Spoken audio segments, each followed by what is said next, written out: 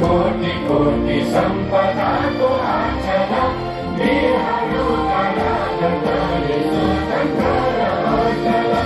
ज्ञान भूमि शान्ति भूमि तारा पहाड हिमाल अखण्ड यो प्यारो हाम्रो मातृभूमि नेपाल बहु जाति भाषा धर्म संस्कृति सन्देशाला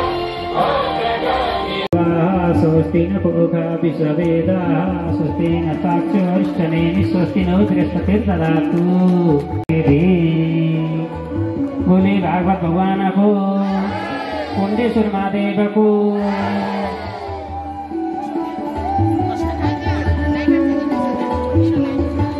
शक्तिशाली चाहिँ भगवती छन्, त्यसकारणले हामी असाध्य सुखी छौं, असाध्य खुसी छौं। जस्तो एक नम्बर 12 विषय तपाईको चाहिँ त्रिपुरा सुन्दरी र त्यसपछि चौतारा गौरती र इन्द्रेश्वरी पाल्चोकी भगवती र यतापटिको सिद्धेश्वर कुण्डेश्वर धवलेश्वर फड्केश्वर यी हाम्रा चाहिँ धरोहरका केन्द्र हुन्। यसमा चाहिँ क्रमैसँग मलाई यहाँले भगवानले साथ दिएछन्। म यो धरतीमा रहेछु भने केही समय पछि सल्लाह गरेर एउटा बृहत सबैको बीचमा पर्ने सिद्धेश्वर त्रिवेणी घाट को चाहिँ बीचमा कुनै दिन हामी एउटा संघ मिलाउला र यहाँहरुको सबैको चाहिँ कल्याण होस् र सम्पूर्ण उपस्थितको कल्याण होस्, आयोजकको कल्याण होस्, वाचकको कल्याण होस् र श्रोताको कल्याण होस् र भक्तको कल्याण होस्। सम्पूर्णलाई हृदयदेखि नमन गर्दै पुनः मैले कसैलाई सम्बोधन गरिन क्षमा प्रार्थना माग्दै मेरो र हाम्रो मेरो 3 जनाको चाहिँ अहिले एकदम अर्को कार्यक्रम भएको हुनाले हामी यहाँ जान्छौं। यहाँले पुण्यश्वरले बोलाउनु भएको छ, त्यसको इतिहास मैले बताउनु पर्ने छ यहाँ र मैले अब सम्भव भएछ भने 21 देखि 23 गते भित्र म आएर त्यसको इतिहास व्याख्या गर्नेछु। यो हाम्रो आइडेन्टिटीलाई खोसेर आज चाहिँ हामीलाई धर्म नभएको देशको रूपमा चाहिँ आज चाहिँ हामीलाई त्यसरी चित्रण गरिरहेको छ।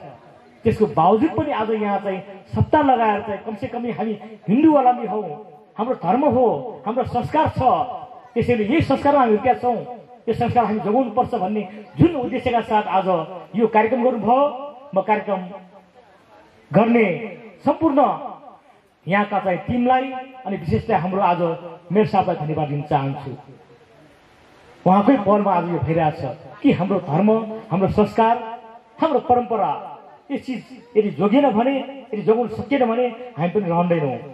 त्यसकारण गर्दा यो चिज अत्यन्तै महत्त्व छ। हिजो हरेक मुलुकमा जाँदाखेरि नेपाल कुन राष्ट्र भन्दाखेरि नेपाल एउटा हिन्दू राष्ट्र हो, एउटा पहिचान छ उहाँको छुट्टै भन्ने गर्थ्यो। विश्वमा 20 भन्दा बढी मुलुक छन्, कति मुलुकहरू क्रिस्चियन मुलुक छन्, कति मुलुकहरू तपाईको चाहिँ यो हाम्रो मुस्लिम कन्ट्रीहरू छन्, कति मुलुकहरू चाहिँ बुद्धिस्ट कन्ट्रीहरू छन्, तर विश्वमा एक मात्र भएको हिन्दू कन्ट्री, हाम्रो हिन्दू राष्ट्र आज ओझेलमा परिरहेछ। यो जोगाउने, यो बचाउने अब तपाईँ हामी भित्र आइरहेछ। यो दायित्व, यदि यो दायित्व हामीले बोध गर्न सकेनौँ, यदि निर्वाह गर्न सकेनौँ भने हामी हाम्रो पहिचानबाट विमुख भएर जान सक्छौँ। त्यसै गर्दाखेरि तपाईँहरूले जुन खालको आज धर्म संस्कृति परम्परा जोगाउन आज जुन खालको सत्ता लगाउनु भयो, म अत्यन्तै आभारी छु, खुसी छु कि हामी हाम्रो पहिचान जोगाउनु पर्छ भन्ने कुरामा द्विमत छैन। त्यसै गरी मैले भन्नुपर्दाखेरि हाम्रो वडा चाहिँ भनिसक्नु भएको छ, हामी शङ्खरापुर नगरपालिकामा सोद्धाखेरि पट्टा भन्ने ठाउँ पनि छ र भन्ने गर्छ हामीलाई भन्थ्यो। यो त ओहो कर्णाली, शङ्खरापुरको कर्णाली भन्ने गर्थ्यो। तर आज हामी निर्वाचित भएर आइसकेपछि अहिले हाम्रो मुख्य उद्देश्य पुण्यश्वरसम्म चाहिँ यहाँसम्म चाहिँ बाटो सर हिँड्ने बाटो बनाउनु पर्छ भन्ने हिसाबले हामीले चाहिँ पहल गरेका छौँ। त्यो बिचमा चाहिँ हामीले लगभग वडा कार्यालयबाट तलसम्म अब हाम्रो स्कुलसम्म त्यहाँ चाहिँ यसपालि पिच पनि गर्ने तयारी गरेका छौँ हामीले। त्यसै गरी ठाउँ ठाउँ हामी ढलान गरिरहेका छौँ ताकि यो शङ्खरापुर मात्र होइन, यहाँका मेलन्ची जाने हाम्रा दाजुभाइले पनि अत्यन्तै आवश्यक पर्ने ठाउँ हो त्यो बाटो। त्यसले गर्दा त्यो चिज चाहिँ भन्नुपर्छ भन्ने हिसाबले अहिले भर्खर पनि हाम्रो लगभग 13-14 करोड पैसाको अहिले कार्यान्वयन भइरहेको छ, कामहरू भइरहेको छ। मलाई लाग्छ यो हाम्रो कार्यकालमै हामी कुनै ठाउँमा पुर्याउँछौँ भन्ने वचन पनि यहाँले दिन चाहन्छु कि हामी यसलाई पहल पनि गरेर अगाडि बढाउन सक्छौँ भन्ने खालको भनाइ राख्दै म धेरै नबोलिकन विशेष आज यहाँहरू सबैलाई धन्यवाद दिँदै यो महायज्ञ ज्ञान सप्ताहको चाहिँ सफलताको शुभकामना दिँदै म मेरो सानो मन्तव्य व्यक्त गर्छु। धन्यवाद। धेरै धेरै भएको छ। हिजो हाम्रो परापुर्खा कालदेखि चलिआएको धर्म, यो संस्कृति संस्कारलाई हामीले निरन्तर रूपमा मान्दै गयो भने हाम्रो पछिल्लो पुस्ताले पनि यसलाई निरन्तरता दिनेछ भन्ने कुरा हामीलाई विश्वास लागेको छ। र यो कुण्डेश्वर महादेव आफैमा एक शक्तिशाली, अति भौतिक, अति आध्यात्मिक महादेवको स्थान परेको छ। र यो अत्यन्तै शक्तिशाली महादेव हुनुहुन्छ। र यसमा 3 नेत्र भएको महादेव, विष्णु, ब्रह्मा विष्णु महेश्वरको रूप धारण भएको महादेव पनि हामी यहाँ हेर्न सक्छौँ। यसमा 33 कोटी देवी देवताले वासस्थान गरेको छ। मैले अघि भर्खर मात्र यहाँको गुरुलाई पनि भेट भयो, सिक्देल गुरु हुनुहुँदो रहेछ। धेरै कुराहरू छ यहाँ मैले भन्नु सकेको छैन। अब यहाँको सरकारसँग भेट्ने ठुलो इच्छा थियो, तर आज भेटघाट भयो, अत्यन्तै खुसी लागेको छ भन्ने उहाँले भन्नुभयो। र यहाँको समस्याहरू के छ त हामीले के गर्नुपर्छ, हामी आइसकेपछि हामीले केही न केही त गर्नुपर्छ। यहाँको सरकारको, राज्यको दायित्व भनेको हाम्रो धर्म संस्कृतिलाई जगेर्न गर्ने र संरक्षण गर्ने जिम्मेवारी हाम्रो काँधमा छ। के गर्नु पर्यो भन्दाखेरि तत्काल नगरी नहुने यहाँ अगाडिको भागको चाहिँ होम हाल्ने ठाउँमा यहाँ पानी परेर अत्यन्तै कष्टकर उहाँहरूले चाहिँ यहाँ पूजापाठ गर्नुभएको रहेछ। यो चाहिँ तत्काल नै हामी लागत इस्टिमेट गरेर यो निर्माण गरिदिन्छौँ भनेर हामीले अघि नै बोलिसकेको छौँ। उपप्रमुख र म सँगै बसेर यसलाई तत्काल हामी गरिदिन्छौँ भन्ने कुरा हामीले राखिसकेका छौँ। र अन्य यहाँको भौतिक संरचना निर्माण गर्ने कुरामा शङ्खरापुर नगरपालिका र मेलम्ची नगरपालिका दुवैको चाहिँ भूगोल यहाँ चाहिँ भूभाग परेको हुनाले यो अत्यन्तै अब रमणीय स्थान या चाहिँ सांस्कृतिक हिसाबले, यो चाहिँ पर्यटकीय हिसाबले अत्यन्तै महत्त्वपूर्ण बोकेको ठाउँ भएको हुनाले यसलाई संरक्षण र प्रवर्धन गर्ने हिसाबले हामी निरन्तर लाग्ने कुरामा शङ्करपुर नगरपालिकाको नगर प्रमुखजीले पनि वचनपत्र व्यक्त गर्नुभएको छ। हाम्रो तर्फबाट त नगर्ने भनेको प्रश्नै आउँदैन।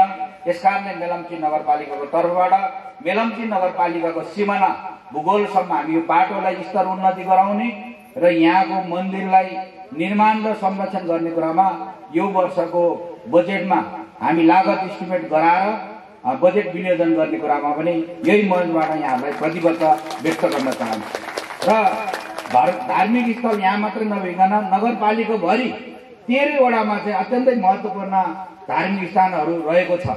र उदाहरणको लागि यहाँ सिद्धेश्वर महादेव जहाँ 5 नम्बर वडा 1 र 2 को सिमानामा पनि पर्छ, त्यहाँ पनि हामीले त्यहाँको चाहिँ धार्मिक स्थललाई पनि हामीले प्रवर्धन गर्नु छ, त्यहाँको चाहिँ संरक्षण गर्नु छ र अन्य वडाहरूमा पनि हामी त्यस्तै गरी हेर्नु छ। यसकारणले गर्दाखेरि यो ठाउँमा हामी आइसकेपछि यो वर्ष कति बजेट राख्नुपर्ने रहेछ त्यसको लागि हामी प्राविधिक टिम पठाएर यहाँको वडा अध्यक्ष, 1 नम्बर वडा अध्यक्ष, 12 को वडा अध्यक्ष अनि 2 को अनि शङ्करपुरको संयुक्त रूपमा हामी कति आउँछ त्यसको सकेसम्म हामी साझेदारीमा कार्यक्रम गर्न सक्छौँ। यदि भएन भने मेलम्ची नगरपालिकाले कति लगानी गर्ने र शङ्करपुर नगरपालिकाले उहाँले कति सहयोग गर्नुहुन्छ त्यसमा हामी छलफल गरेर यसै वर्षबाट यहाँको मन्दिर सडकहरू निर्माण गर्ने गरी हामी लाग्नेछौँ भन्ने कुरा पनि यहाँहरूलाई विश्वास दिलाउन चाहन्छु। यहाँ धेरै कुरा छैन, यहाँ धेरै ठाउँ जानु छ। हाम्रो कार्यपालिका बैठक 11 बजे भनेको थियो, यो कार्यक्रमले गर्दा 2 बजेभित्र चाहिँ हामी सञ्चालन गर्ने भनेर साथीहरूलाई भनिसकेका छौँ। यस कारणले गर्दाखेरि यो ठाउँ भनेको अत्यन्तै धार्मिक स्थल भएको कारणले यहाँ बसोबास गर्ने आसपासको चाहिँ नगरपालिका वडा यो ठाउँको सम्पूर्ण भक्तजनहरूले यसले नियमित रूपमा यहाँको पूजापाठ गर्नुभयो भने हामी सबैको कल्याण हुनेछ भन्ने कुरा पनि मैले विश्वास लिएको छु। बेला बेलामा हामी यो बाटो पढ्दा र यो ठाउँमा आएर कहिलेकाहीँ ध्यान तपस्या गर्ने पनि मिल्ने रहेछ। यो ठाउँ अत्यन्तै महत्त्वपूर्ण भएको हुनाले आनन्दको जीवन जिउनको लागि अलिक फुर्सदिलो समयमा आएर ध्यान बस्दाखेरि राम्रै हुन्छ। धेरै साथी भयो, एकजनालाई अलिक गाह्रो हुने रहेछ भने 3-4 जना 5 जना 7 जना टिम मिलेर कति दिनको लागि चाहिँ हामी ध्यान गर्न सक्छौँ, त्यसको लागि चाहिँ टिम मिलेर बस्नुभयो भने अत्यन्तै राम्रो हुन्छ भन्ने कुरा पनि सबैलाई अनुरोध गर्दै म पनि बेला बेलामा यहाँ चाहिँ मेरो समय अनुकूल मिल्दाखेरि मैले अघि नै गुरुलाई भनिसकेको छु म यहाँ ध्यान गर्न आउँछु भनेको छु। कति दिनको हुन्छ, 1 दिन 1 हप्ता 4-5 दिन कति हुन्छ, म यहाँ आएर यहाँ चाहिँ अत्यन्तै शक्तिशाली महादेवको स्थान भएको हुनाले यहाँ 33 कोटी देवी देवताको वासस्थान भएको कारणले गर्दा म यही ठाउँमा आएर म पनि केही समय चाहिँ ध्यान गर्छु भन्ने मैले भनिसकेको छु।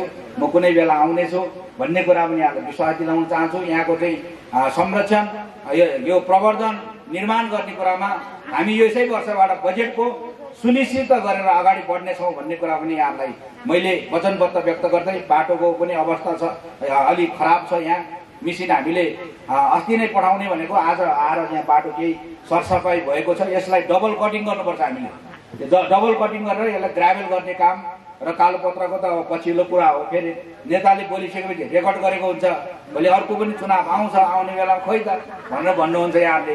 त्यस कारणले गर्दाखेरि हामी अहिले तत्काल भनेको डबल कटिङ गरेर ग्राभेल गर्ने हो। हामी अरूले जसरी यो पिच गराइदिन्छु, कालोपत्र गराइदिन्छु, ढलान गराइदिन्छु भनेर हामी भन्दैनौँ। हाम्रो बजेटले भ्याएसम्मको, स्रोतले भ्याएसम्मको काम हामीले गर्ने हो। अहिले पनि हामीले 13 वडामा हाम्रो क्षमता अनुसारको विकास निर्माणको काममा अहिलेको कार्यपालिका टिम, नगरपालिका टिमले 13 वडामा चाहिँ कसैलाई चाहिँ पक्षपात नगरिकन, अहिले उदाहरणको लागि निर्वाचन चाहिँ एमाले र काङ्ग्रेसले जितेको छ यहाँ, तर पनि हामी जनताको प्रतिनिधि, सबै दलको प्रतिनिधि, कम्तीमा पनि सरकार भएको अनुभूति दिलाउने गरी नागरिकको चाहिँ समस्या समाधान गर्ने अहिलेको सरकार लागि परेको कुरा पनि यहाँलाई विश्वास दिलाउन चाहन्छु। यहाँहरू हाम्रो